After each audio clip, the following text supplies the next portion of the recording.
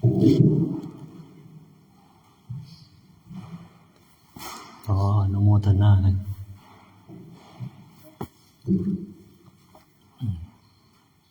พระพุทธเจ้าเฮาเพิ่นบ่ได้สอน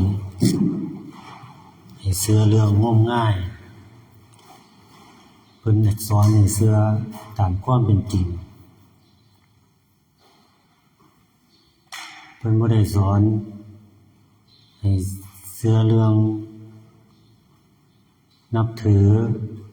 ผีสางเทวดาบ่ให้ไปบนบานศาลกล่าว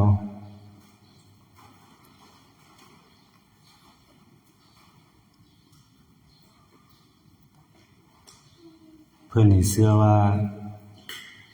บุญมีจริงบาปมีจริงสวรรค์นรกมีจริง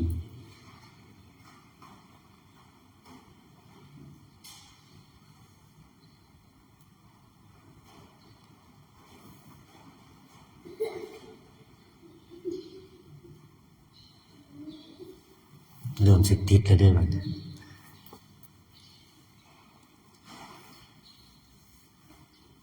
คือจังภาวนาคือกันคือจังภาวนานี่เนาะ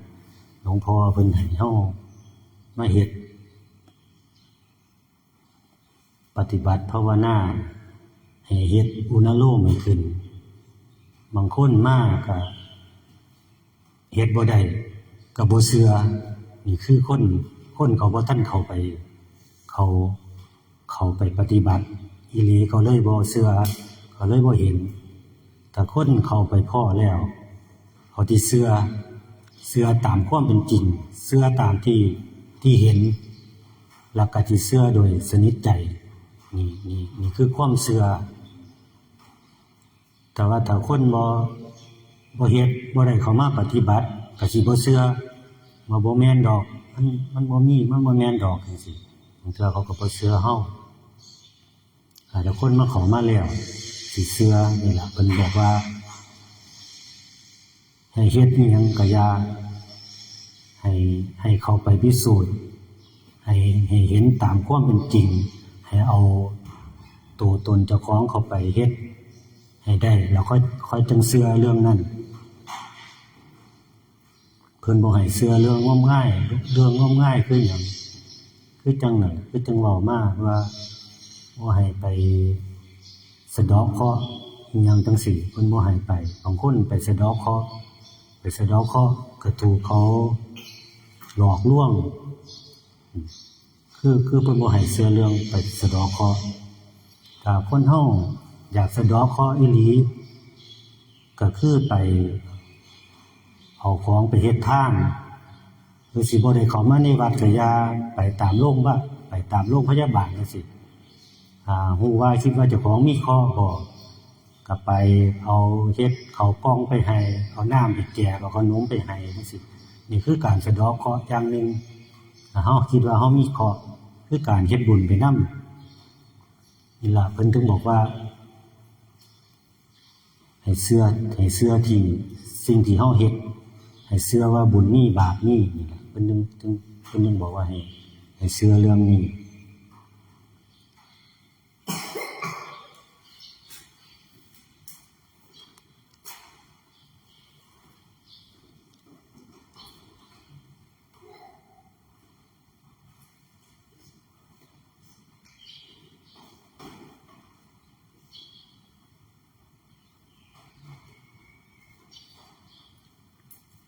เฮามานี่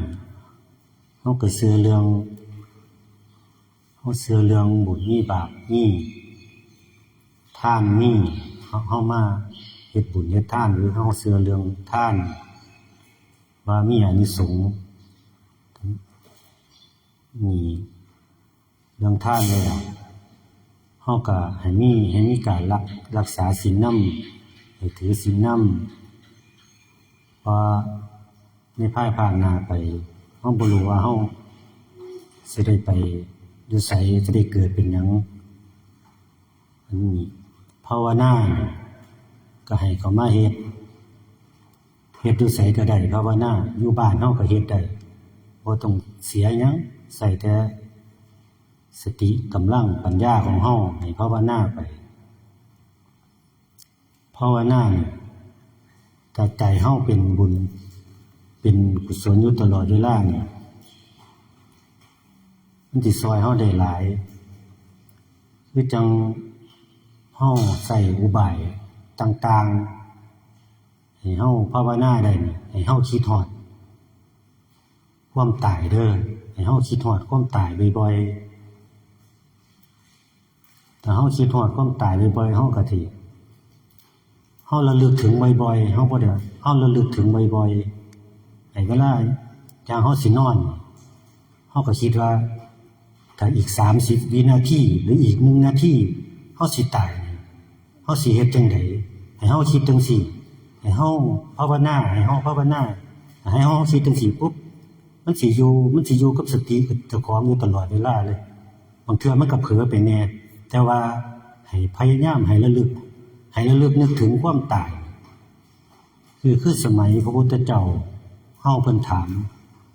พระอานนท์ว่าอานนท์เธอระลึกถึงความตายมื้อละจักเทื่อพระอานนท์บอกว่ามื้อละ 7-8 เทื่อเพิ่นว่าเพราะว่าพระพุทธเจ้าเลยบอกว่าโอ้นี่ยังน้อยไปตถาคตนึกถึงความตายอยู่ทุกลมหายใจเป็นหยังเพิ่นจึงนึกถึงความตายอยู่ทุกลมหายใจเพราะว่าเฮาบ่ฮู้ว่าความตายมันสิมาถึงเฮาเมื่อใดถ้าเฮาระลึกนึกถึงตลอดคือจังว่าเฮาสิซ้อมตายเฮาสิตาย1นาทีเฮาลองซ้อมตายเบิ่งซ้อมตายเห็นอยู่ในลมหายใจให้พุทโธอยู่ในลมหายใจนี่ล่ะเฮาสิซ้อมตายเวลาเฮาป่วยเฮาเจ็บเฮาไข้เฮาบ่รู้ว่าเฮาสิตายให้เฮาซ้อมเบิ่งว่ากูสิตายตอนอีกจัก10วินาทีสิตายแล้วให้เฮาพุทโธไปถ้าเฮาถึงเวลานั้นอีปุ๊บนี่ล่ะสิ่งนี่ล่ะมันสิดึงเฮามามันสิดึงเฮาให้เฮารับรู้ว่าอ๋อเฮาเคยหายใจจังซี่ถ้าเฮาสิตายเฮาเคยหายใจจังซี่เฮาก็หายใจจังซี่ให้เฮาซ้อมตายไว้นี่ล่ะก็เลยบอกว่าเพิ่นเลยบอกว่าให้ระลึกถึงความตายไว้ให้ระลึกถึงกุศลไว้ถ้าเฮาระลึกถึงกุศลไว้ตลอดเฮาสิบ่ตกไปในอบายเห็นบ่บทที่เฮาสวดมนต์มหาสมัยสูตรมีบทมีอันนี้คือเทวดาเพิ่นมาบอกพระพุทธเจ้าล่ะเพิ่นว่าเยเกติพุทธังสรณังคัตตาสีเพิ่นว่าถ้าผู้ใดชนเราใดที่นับถือพระพุทธพระธรรมพระสงฆ์เป็นที่พึ่งเป็นสรณะผู้นั้นสิบ่ได้ตกไปอบายภูมิสิบ่ได้ตกไปนรกเลยเพราะว่าคือเป็นการยืนยันของเทวดาที่เป็นยักษ์นี่เพิ่นยืนยันมาแล้วว่าถ้าผู้ใดก่อนสิตายถ้ามีพระพุทธพระธรรมพระสงฆ์อยู่ในใจสิบ่ได้ตกไปในอบายเลยนี่ล่ะเพิ่นก็เลยบอกว่าให้นึกถึงกุศลนึกถึงสิ่งที่เป็นกุศลอยู่ตลอดเวลาถึงเฮาขี่รถไปก็อย่าให้เฮานั่งหลับตาเฮาก็ภาวนาไปเรื่อยๆไปบางเทื่อมันก็มีไปคิดเรื่องอื่นแน่แต่เฮาระลึกได้เฮาก็กลับมาคืนเฮาบ่รู้ดอกว่าเฮานั่งรถไปมันสิเกิดหยังขึ้นเพื่อมันเกิดอุบัติเหตุแต่เฮาอยู่ในลมหายใจเฮาก็บ่ได้ตกไปในอบายนี่ล่ะคือถึงเพิ่นบอกว่าให้คิดถึงอยู่ในกุศลอยู่ตลอดเวลาบ่ให้คิดถึงอกุศลนี่ล่ะครูบาก็เพิ่งมาเข้าใจนี่ล่ะอ๋อมันเป็นจังซี่นี่เองถ้าเฮาคิดถึงอกุศลปุ๊บนี่ถ้าเฮาคิดถึงอีหยังจังซี่คิดถึงบ้านคิดถึงทองคิดถึงทรัพย์สมบัติเฮาจังซี่ปุ๊บถ้าเฮาคิดถึงตอนนั้นปุ๊บถ้าเฮาตายตอนนั้นปุ๊บเฮาสิไปอยู่กับตัวนั้นเลยเด้บัดนี่ล่ะก็เลยมานั่งมาวิเคราะห์แล้วคิดได้ว่าอ๋อมันเป็นจังซี่เพิ่นก็เลยบอกว่าให้คิดถึงกุศลอยู่ตลอดเวลาคือจังเพิ่นไปเฮ็ดอีหยังก็สร้างที่เป็นกุศลสาธารณะที่อยู่ในใจเฮาตลอดคือเฮามาเฮ็ดบุญจังซี่ถ้าเฮาเฮ็ดบุญปุ๊บมันสิอิ่มอยู่ในใจตลอดเฮาคิดถึงบุญปุ๊บถ้าเฮาเกิดหยังขึ้นมาปุ๊บ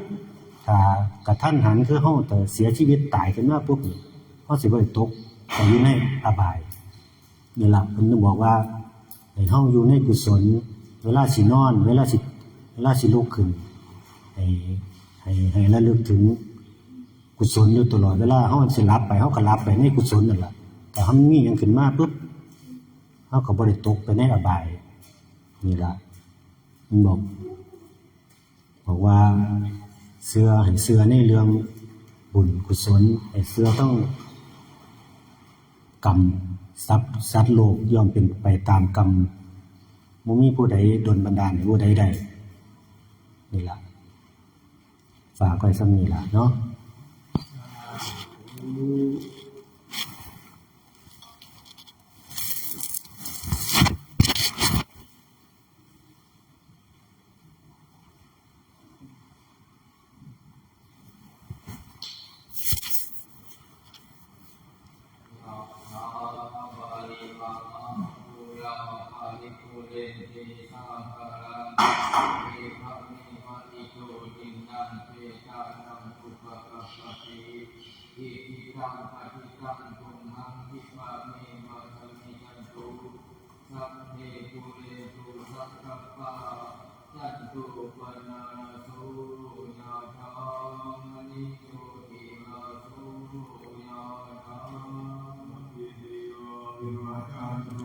สัพพะโลกวินาศตุ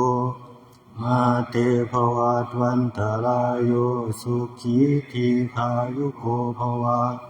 อาภิวาทนาสิริสานิจังอุตาปจายโนจัตตารโอธรรมาวทันติอายุวันโนสุขังภะลังรักขันตุสัพพเทวตาสัพพพุทธานุภาเวนะสัทธาโสธิภวันตุเตภวตุสัพพมังคลังรักขันตุสัพพเทวตาสัพพธัมมานุภาเวนะสัทธาโสธิภวันตุเตภวตุสัพพมังคลังรักขันตุสัพพเทวตาสัพพสังฆานุภาเวนะสัทธาโสธิภวันตุเต